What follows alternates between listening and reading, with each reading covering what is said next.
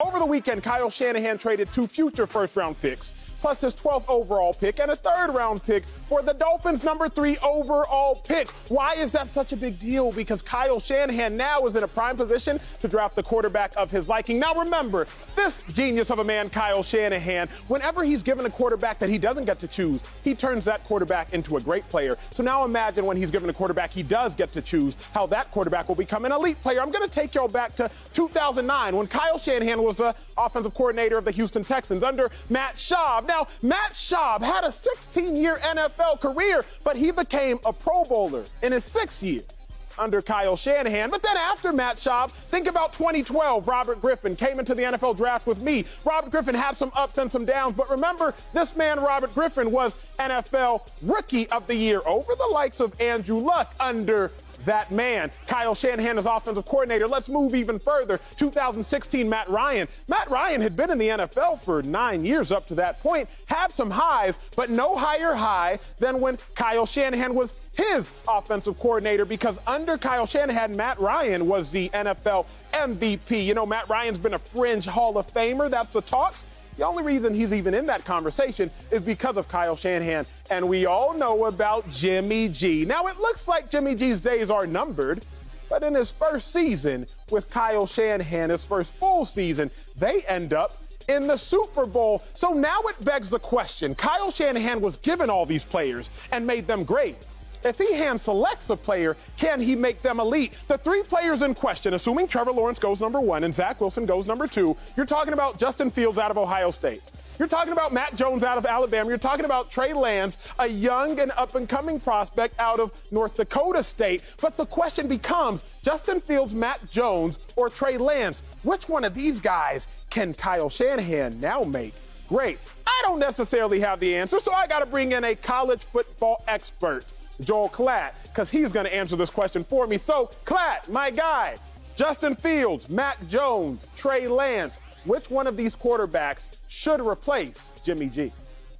Well, first of all, that was a great dissertation, and I'm going to hedge my bet a little bit here, Ach, and I'm going to say every one of those guys in certain aspects. Look, physically, it's pretty clear that Trey Lance has immense tools, right? And a skill set that might be even second to none in this draft. Now, there's a lack of experience there, and that's clear. Now, Justin Fields also has those physical tools, right? And I think both of those guys would be an upgrade from a physical standpoint over what Jimmy Garoppolo brings to the table. But then you look at even further down the list, like efficiency and accuracy, and I think you could easily say that Justin Fields and Mac Jones from Alabama would be an upgrade over Jimmy Garoppolo. Now, I happen to completely agree with you. The fact that Kyle Shanahan now gets to handpick his quarterback, he can go down the vein of Robert Griffin. He can go down the vein of Matt Ryan. I think that that's what you've got here is you've got your choice if you're Kyle Shanahan, and I wouldn't put him past him to take a Mac Jones, because let's remember now, those years with Matt Schaub and then Matt Ryan, what did they excel at? The ability to control the game from the pocket and get the football down the field, in particular with play action pass at times. And that's something that I think Mac Jones would excel at, in particular with his touch and his ability to get the football down the field into the intermediate and deep zones on time and on target. So while every one of these guys would be an upgrade, I wouldn't put it past Kyle Shanahan to go with Mac Jones up there at number 3. Mac Jones.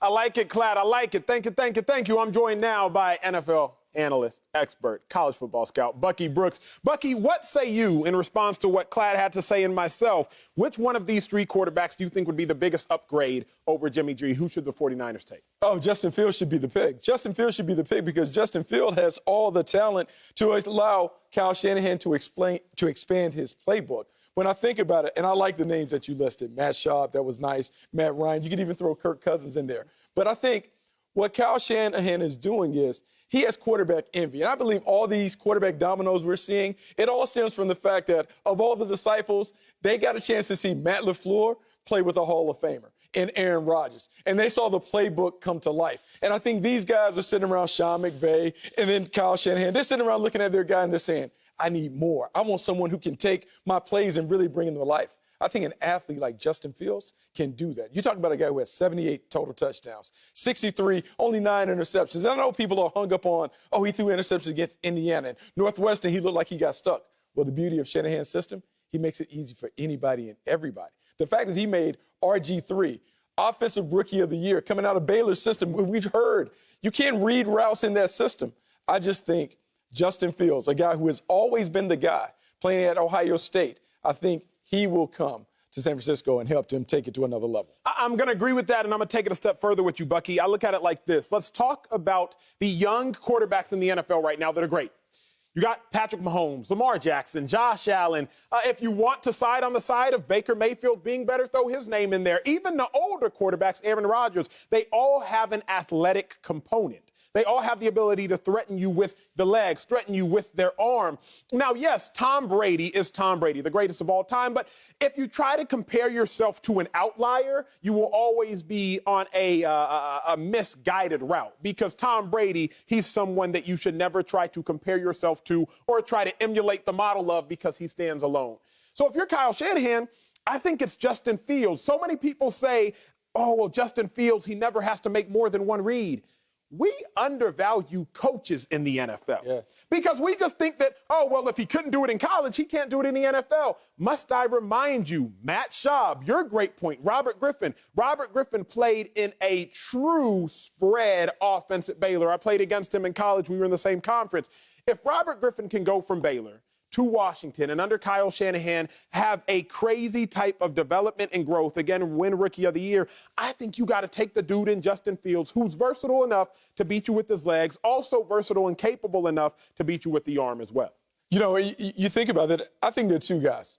Because I think Justin Fields and Trey Lance are in the same stratosphere. I think when you look at them physically, 6'3", 235 pounds, guys that can really get it done in a variety of different ways, when you think about what they want to do. Let's go all the way back to the Shanahans. And when the Shanahans actually won Super Bowls, who are the quarterbacks? John Elway, Steve Young, athletic component, big arm. And so Justin Fields, I've already raved about him. But let's talk about Trey Lance, because Trey Lance hasn't gotten his due, because he played this one game this year where we saw him against Central Arkansas, and it wasn't a great game. But we've also found out that North Dakota State team this year isn't great. It's not the same dominant force that we've seen. And so you take a guy like Trey Lance or Justin Fields, but Trey Lance, because he's played in a system where he had to do the protections, the responsibilities, move the lines, play under center, play in the shotgun, do quarterback RPOs and quarterback design runs. I just think both of these guys give Kyle Shanahan more options, and with all the pieces around him, Deebo Samuel, Brandon Ayuk, George Kittle, you talk about an offense that can be very dynamic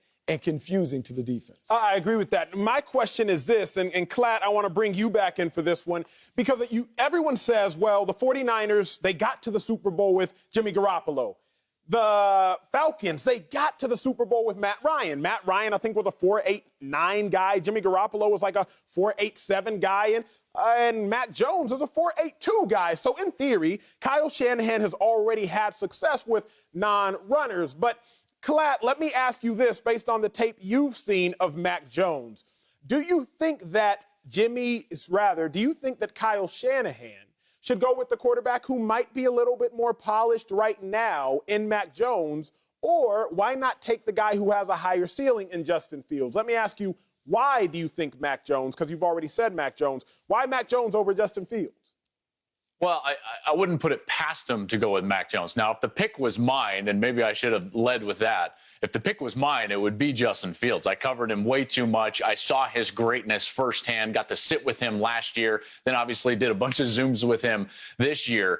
I am a big believer in Justin Fields, and I think that Justin Fields gets a bad rap. People say, and you guys have even touched on the fact that, well, he doesn't get past his first read. Well, those people did not watch the Penn State game this year, in which he eviscerated that defense with the second, third, and fourth man in the progression. They didn't watch the Clemson game in the national semifinals, where he eviscerated that defense with the second, third, fourth, and fifth guy in the progression, looking off safeties, controlling the game and manipulating the defense from the pocket, and then attacking with accuracy and great touch down the field. He threw some of the most pretty and really insane footballs that you've seen in the last couple of years in that semifinal game, and then his athleticism to boot. So if the pick was mine, it would be Justin Fields, because to answer your question, to go back to your question, why would you take, Mac Jones over Justin Fields? I don't think that you would, because Fields threatens the defense in so many more ways.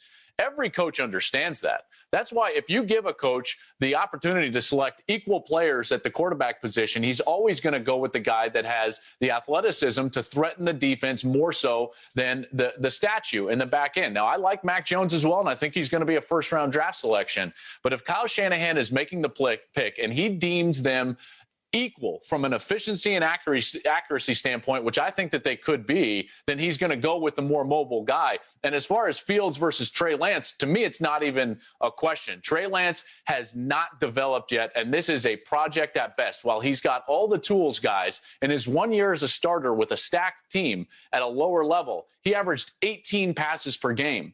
That's not enough. He's barely thrown 300 passes in college. That's not enough. Okay, so if you're going to go up there and trade the farm to go to number 3, you would evaluate these two guys, and I think you would land on Justin Fields. I like that. I like that. Klatt, stay with me. I'm going to come back to you here in a second. But now that we've all kind of put in who we think the 49ers should take, I start to wonder, did the 49ers give up too much for that number 3 overall pick? I saw a tweet this weekend from my guy Ryan Clark, and it said, don't forget the Bears traded up to draft Mitch Trubisky. I was like, uh-oh, he's on to something. Because everybody got so excited. Oh, my gosh, the 49ers are going to get the quarterback that they want. Well, the Bears thought they were going to get the quarterback that they wanted. The Packers traded up to draft Jordan Love. They thought they got the quarterback that they wanted. Let's go back to 2012. Washington traded up to get Robert Griffin. Now, obviously, Robert Griffin's career derailed due to injuries. They thought they got the quarterback they wanted. The Eagles traded up for Wentz. The Rams traded up for Goff. So many teams have traded up, sacrificed a lot, given a lot in order to get the quarterback that they, in theory, want. So, Klatt, let me ask you this, coming back to you. Do you think the 49ers gave up too much for that number 3 overall pick? I don't think that they did. You know, the value is value. And obviously this is going to be answered better with hindsight. But they still have 9 selections in this year's draft. They still have 7 picks in the first 5 rounds. And they also get to do something that I think is much more interesting and much more long-term.